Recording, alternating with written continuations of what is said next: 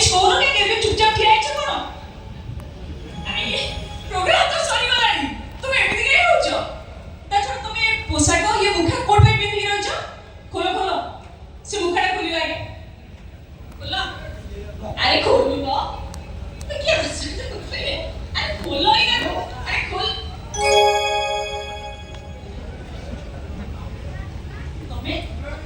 ତମେ କି?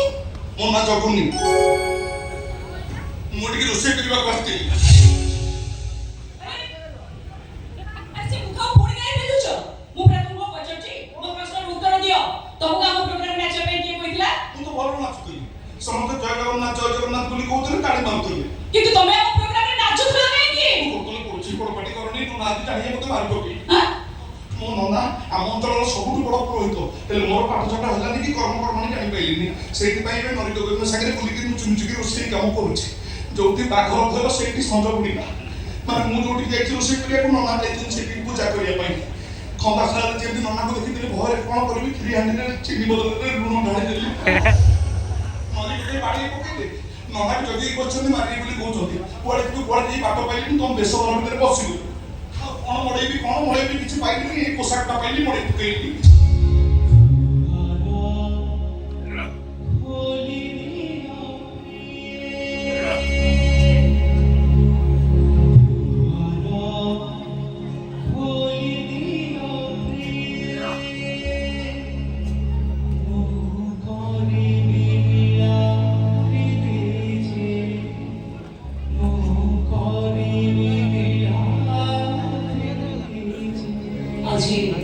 ପ୍ରକୃତ ଜଗନ୍ନାଥ ଏ ମୌସମରେ ନାଚିବା ପାଇଁ ସେ ଆସିଥିଲା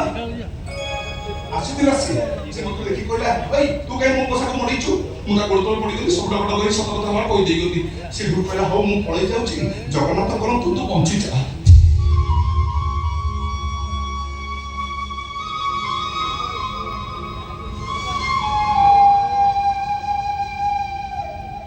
ଏସବୁ ହେଉଛି ସେ ଜଗନ୍ନାଥଙ୍କ ଇଚ୍ଛା।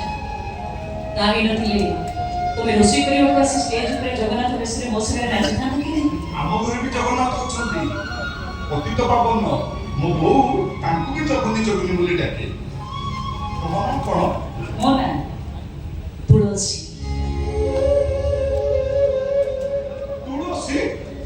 ତୁଳସୀ ବା ଆମ ଜଗୁନିର ଭାରି ପ୍ରିୟ। ତୁଳସୀ ବିନା ଜଗୁନିର କିଛି କାମ ହବନି। ଖାଇବ ତୁଳସୀ, ନାଙ୍ଗ ତୁଳସୀ, ପିନ୍ଧିବ ତୁଳସୀ, କରିବାକୁ ଗଲେ ତୁଳସୀର ଅଙ୍କୁଣାଟା।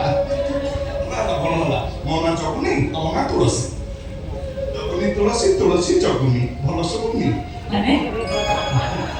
ନାଇଁ ଆମ ଘରେ ସବୁବେଳେ ତୁଳସୀ ବାସେ ତ, ସେଇଥିପାଇଁ କହୁଥିଲି। ଆଚ୍ଛା, ମୁଁ କ'ଣ ତୁମ ଏଠି ତୁଳସୀ କରିବା ଆସୁଛି?